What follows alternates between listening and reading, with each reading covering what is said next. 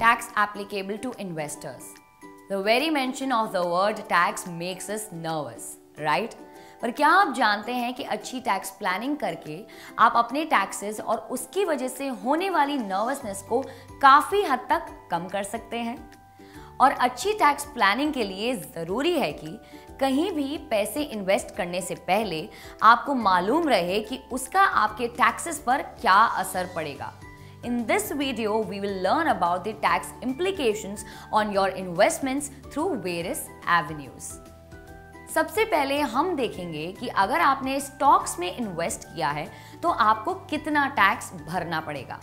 The tax on profit from stocks, which is also called capital gains tax, is calculated based on the duration of your holdings. It can be short term if you hold the stocks for less than a year, and a long term if you hold them for more than a year. मान लीजिए आपने इस साल जून के महीने में 10,000 रुपए के शेयर्स खरीदे और अगले साल जनवरी में उन शेयर्स को 12,000 रुपए में बेच दिया, तो 2,000 रुपए के प्रॉफिट पर आपको 15% टैक्स यानी कि 300 रुपए भरना होगा। वो इसीलिए क्योंकि उन शेयर्स को आपने एक साल से कम के लिए होल्ड किया, तो आपको short term capital gains tax भरना होगा। इसी तरह लॉन्ग टर्म कैपिटल गेन्स का टैक्स रेट है 10%. This is levied on a profit of more than ₹1 lakh from a long term transactions और investments held for more than a year. अब देखते हैं कि आपके म्यूचुअल फंड्स की होल्डिंग्स पर टैक्स के क्या रूल्स हैं। म्यूचुअल फंड्स में आप कैपिटल गेन्स और डिविडेंड्स के जरिए प्रॉफिट कमाते हैं। इक्विटी म्यूचुअल फंड्स में भी स्टॉक्स की तरह शॉर्ट टर्म और लॉन्ग टर्म गेन्स पर टैक्स लगता है, पर नॉन इक्विटी म्यूचुअल फंड्स में अगर आपका इन्वेस्टमेंट पीरियड 36 महीने या उससे कम है तो उस प्रॉफिट पर आपको टैक्स स्लैब के हिसाब से टैक्स लगाया जाता है। अगर इन्वेस्टमेंट पीरियड 36 महीने से ज्यादा है तो वो लॉन्ग टर्म इन्वेस्टमेंट माना जाता है और आपके प्रॉफिट्स पर 20% टैक्स लगाया जाता है। Dividends are added to your income and taxed according to the income tax slab. इसके अलावा इक्विटी म्यूचुअल फंड इन्वेस्टमेंट्स के रिडेम्पशन पर 0.001% का सिक्योरिटीज ट्रांजैक्शन टैक्स भी लगाया जाता है। अब देखते हैं नेशनल पेंशन सिस्टम यानी कि NPS, एम्प्लॉयज प्रोविडेंट फंड यानी कि EPF और सुपर एनुएशन फंड के क्या टैक्स रूल्स हैं।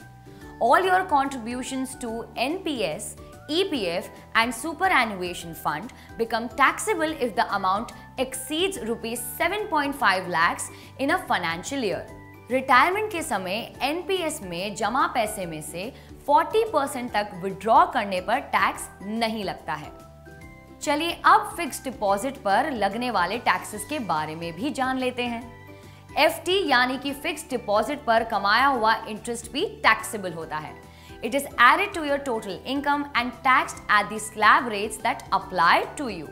Banks deduct TDS at the time of crediting interest to your account if the amount of interest is beyond ₹40,000 for individuals.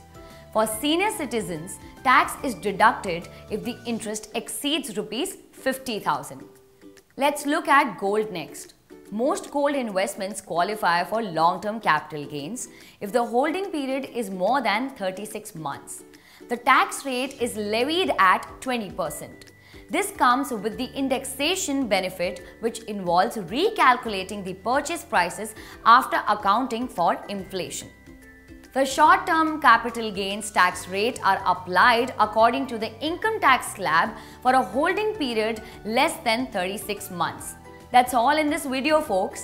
We have covered some more points on taxation in our next text chapter. Do read it to get better insights. अब अगले कुछ videos में हम loans, insurance, credit score वगैरह से जुड़ी कुछ important concepts के बारे में बात करेंगे। So guys, please do not miss the upcoming videos and stay tuned.